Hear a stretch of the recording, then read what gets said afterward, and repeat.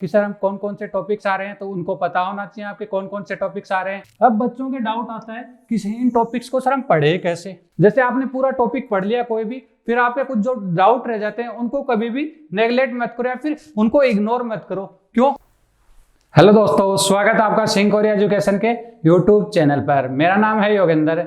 आज हम इस वीडियो में बात करेंगे कि आप टर्म 2 में 40 या 40 कैसे लाएं मैथ्स में। तो मैं अब सबसे पहले आपको बताना चाहूंगा कि आपका टर्म फर्स्ट कैसा भी गया हो, लेकिन आप उसको एक बार छोड़िए। टर्म 2 में हमें 40 या 40 लाने हैं, टर्म 2 को हमें फोड़ना है। तो सबसे पहले बच्चों के डाउट रहता है कि सर हम कौन कौन से टॉपिक्स आ रहे हैं, तो उनको पता होना चाहिए आपके कौन कौन से टॉपिक्स आ रहे हैं और फिर उनको कैसे पढ़ना है। तो आइए इस वीडियो में मैं आपको बताऊंगा कि आपको कौन कौन से टॉपिक आ रहे हैं और उनको कैसे पढ़ना है। सबसे पहले आपको पता होना चाहिए कि कौन सा टॉपिक्स कितने नंबर का या कितने मार्क्स का आ रहा है। तो सबसे पहले हमारे पास पॉलिनोमियल आ रहा है 12 मार्क्स का।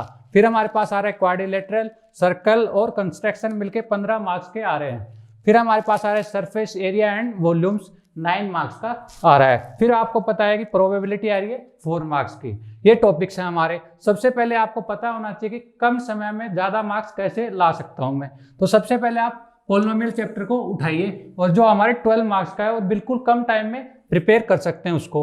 फिर आप उठाइए सरफेस एरिया एंड वॉल्यूम को, जो 9 मार्क्स का आ रहा है, और उसको सिर्फ फॉर्मूले याद करने हैं। फॉर्मूले बेस्ड क्वेश्चन आते हैं, फॉर्मूला याद है तो क्वेश्चन सोल्व हो जाता है। फिर आप उठाइए प्रोबेबिलिटी को, 4 मार्क्स की आ रही है, जिससे आपके लगभग 60% नंबर यहाँ से हो जाते हैं। फिर ये 15 मार्क्स बच्चे हैं जो हमारे ज्योमेट्री में है, उनको आप एक एक करके सारे टॉपिक्स पढ़ सकते हैं।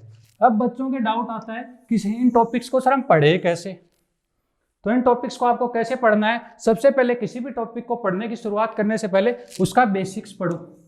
इससे हमारे एग्जाम में कॉन्फिडेंस बूस्ट होगा।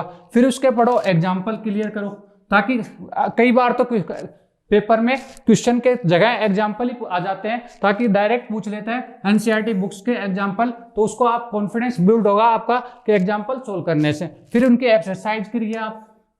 फिर उसी टॉपिक्स के जो आपने कर लिए, बेसिक कर लिया, एग्जाम्पल कर लिए, एक्सरसाइज कर लिए, उनके आप प्रीवियस ईयर क्वेश्चन सोल्व करो, ताकि आपको पता रहे कि एग्जाम में कैसे क्वेश्चन पूछे जाते हैं। उनको करने के बाद आपको करना क्या है, ये सारी चीजें कर ली आपने। उसके बाद आपको क्या करनी है, कैलकुलेशन मिस्टेक बिल्कुल भी नहीं करनी है। क्योंकि बच्चे क्या करते हैं, क्वेश्चन कर लिया, बेसिक कर ली, सारी चीजें कर ली, उसके बाद कैलकुलेशन मिस्टेक हो जाती है, उससे हमारा पूरा क्वेश्चन गलत हो जाता है। फिर आपको क्या करना है, if not understood repeat again. यदि आपको कोई भी चीज समझ नहीं आ रही है तो आपको उसको बार बार रिपीट करना है। इस प्रकार रिपीट करना है, इतनी बार रिपीट करना है कि आपको वो चीज अच्छे से समझ आए, ताकि वो क्वेश्चन एग्जाम में आए तो बिल्कुल भी गलत होने के चांस ना हो।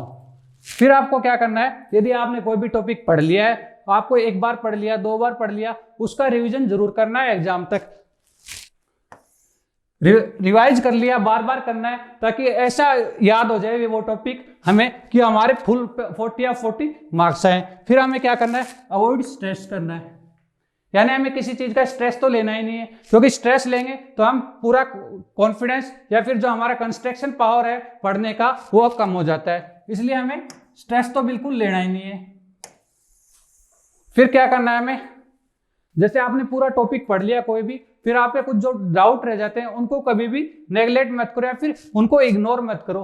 क्यों, ये बात क्यों बोल रहा हूं मैं, क्योंकि अब डाउट्स एक टॉपिक पहले एक टॉपिक में पढ़ते हैं, फिर हमारे कोई चीज डाउट आती है हम उसको छोड़ देते हैं। ऐसे डाउट इकट्ठा होते होते पूरा टॉपिक हमें कंफ्यूज कर देता है। तो आपको हमेशा डाउट क्लियर करने हैं। डाउट कैसे क्लियर कर सकते हैं, आप लोग हमसे भी पूछ सकते हैं, और या फिर अपने बड़े माता पिता, भाई बहन, उनसे भी पूछ के या फिर बुक की सहायता लेके आप डाउट सोल्व कर सकते हैं। फिर आपको क्या करना है, जैसे आपने सारे टॉपिक्स पढ़ लिए, उनके फॉर्मूले आपको एक जगह लिखने हैं। क्यों लिखने, क्योंकि एग्जाम टाइम में हमको बार बार उन फॉर्मूलों को रिपीट करना है, ताकि हमारे वो बिल्कुल अच्छे तरीके से याद हो जाए। ताकि हमारे फॉर्मूले याद होंगे तो हमें कॉन्फिडेंस हाई रहेगा एग्जाम में, फिर हमें याद आएंगे। वह लास्ट टॉपिक हमारा क्या है, कॉन्फिडेंस का ही है, क्योंकि सारा खेल क्या है, कॉन्फिडेंस का है। तो यदि हमारे पास कॉन्फिडेंस ज्यादा होगा, हम बार बार इतनी प्रैक्टिस कर लेंगे कि हमारा कॉन्फिडेंस बिल्कुल हाई लेवल होगा, तो हम उनको टर्म 2 को फोड़ देंगे और 40 या 40 लाएंगे।